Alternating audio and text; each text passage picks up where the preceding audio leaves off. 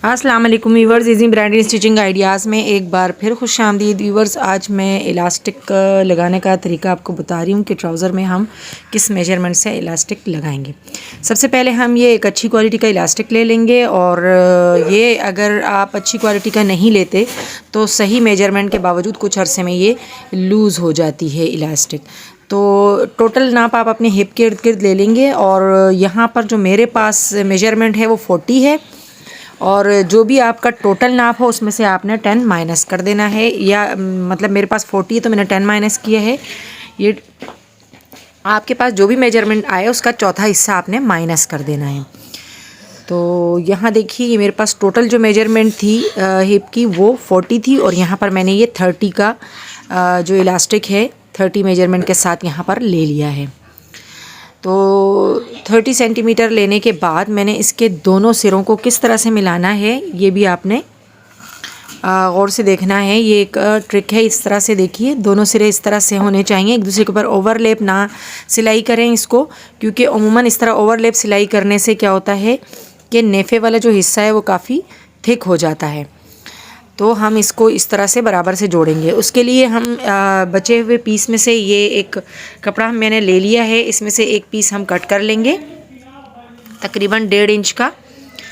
तो इसे यूं कट करने के बाद हम जो इलास्टिक है पहले हम उसके एक सिरे को इसके अंदर इस तरह से रख कर यहाँ पे इस कपड़े को इस तरफ मोड़ दें और इसको इस तरफ मोड़ दें। इस तरह से रख कर यहाँ पर हम इसके सिलाई लगा देंगे।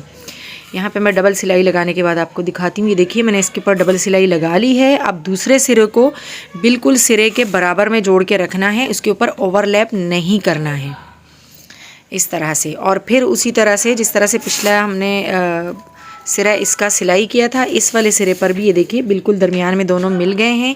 अब यहाँ पर इसकी सेटिंग करने के बाद हम इस किनारे पर भी यहाँ सिलाई लगा देंगे। सिलाई लगाने के बाद देखिए ये हमारे पास इस तरह से राउंड में इलास्टिक हासिल हो गई है। अब हम इसे ट्राउज़र में जोड़ना शुरू करेंगे। तो ट्राउज़र में जोड़ने के लिए हमने ट्राउज़र का जो नेफे वाला हिस्सा है वो ले लिया है और इलास्टिक का जो बिल्कुल दरमियान का हिस्सा है वो एक सिरा तो हमें मालूम है कि जहाँ पर हमने जोड़ लगाया, और दूसरा जो बिल्कुल दरमियान है उसके लिए हमने इस तरह से इलास्टिक को जोड़कर फिर ये निशान लगा दिया है। देखिए ट्राउज़र के ऊपर इसको इस तरह रखने के बाद जितना नेफ़ा आपने मोड़ना है उतना आप मोड़ लीजिए और फिर इसकी यहाँ पर एक और यहाँ से छोटा सा तय लगानी है आपको, जहाँ हमने सिलाई लगानी है। इस बात का आपने ख्याल रखना है कि जो इलास्टिक है ये अंदर की तरफ हो और जो नेफ़े की सिलाई आप लगाएंगे वो इलास्टिक के ऊपर नहीं लगनी चाहिए बल्कि इलास्टिक से बाहर लगनी चाहिए। इस तरह से हमने एक हिस्से को भी इस तरह से जोड़ लेना है ट्राउज़र के अंदर, और जो दूसरा हमारा हिस्सा है जो दरमियान हमने निकाला था दूसरा, वो दरमियान हमने शलवार का जो दूसरी साइड का नेफ़ा है वहाँ पे रखकर इस तरह से, ये देखिए इस तरह से हमने ये इसके दरमियान में रख दिया है। इसका बिल्कुल इलास्टिक का जो दरमियान है और ये नेफ़े के बीच में इस तरह से आप इस कपड़े को जो है खोल लें और यहाँ पर इस तरह से रखने के बाद हम यहाँ पर भी इसको इसी तरह मोड़ के सिलाई लगाएंगे और थोड़ा सा आगे से मोड़ देंगे और ख़्याल रखेंगे कि इलास्टिक से आगे की तरफ हमने मोड़ के रखना है। इलास्टिक जब हम साइड की सिलाई लगाएंगे तो इलास्टिक में सिलाई नहीं लगनी चाहिए। यहीं से हम अपनी सिलाई स्टार्ट कर देंगे और ये देखिए इस तरह से हम अपनी सिलाई इस तरह से मोड़ दीजिए और ख़याल आपने ये रखना है कि इलास्टिक से हट के सिलाई लगे। एक बूट की सिलाई इजाफी लगा लें इससे, तो ये आराम से लग जाती है। अब इस तरह से हम नेफ़ा मोड़ते जाएंगे और साइड पे इसके सिलाई लगाते जाएंगे। आगे आगे जाने के लिए हमने जो शलवार का कपड़ा है या ट्राउज़र का उसको पीछे की तरफ पुश करना है और इलास्टिक को आगे खींच के इस तरह से फिर ये सिलाई में हमें आसानी रहती है नेफ़ा फोल्ड करने में। तो हमने इलास्टिक को आगे की तरफ और ट्राउज़र का जो कपड़ा है उसको पीछे की तरफ पुश कर लेना है। ये देखिए इस तरह से सारे कपड़े को हम पीछे करते जाएंगे और ये हम सिलाई लगाते जाएंगे।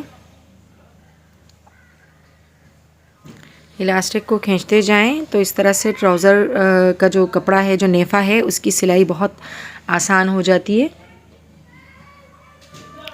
देखिए इस तरह से किनारे किनारे की सिलाई हम एंड तक इस तरह से कंप्लीट कर लेंगे अपनी।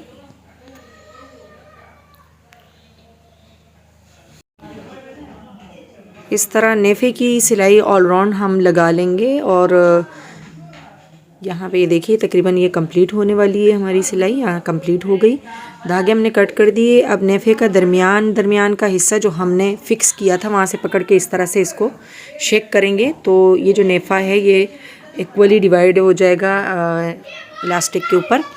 और अब बिल्कुल वो जो नेफ़े का दरमियान है वहीं से हम ये मशीन के नीचे इस तरह से रख के सिलाई जो है इसकी स्टार्ट कर लेंगे। अब हमने यहाँ पर भी इलास्टिक को ट्राउज़र समेत इस तरह से खींच के जो है आगे से भी और पीछे से भी इस तरह से खींच के ये सिलाई लगानी है। ख्याल रहे कि सिलाई बिल्कुल हमने दरमियान में ही लगानी है इलास्टिक के। ये देखिए क्योंकि कपड़ा इक्वली डिवाइड हो चुका था इलास्टिक के ऊपर जब हमने इसको दोनों तरफ से पकड़कर शेक किया था। तो ये देखिए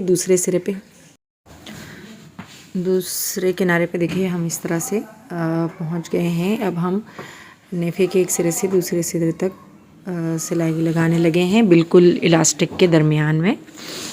और ये हमारी ऑल राउंड जो सिलाई है वो यहाँ पर कंप्लीट हो जाएगी।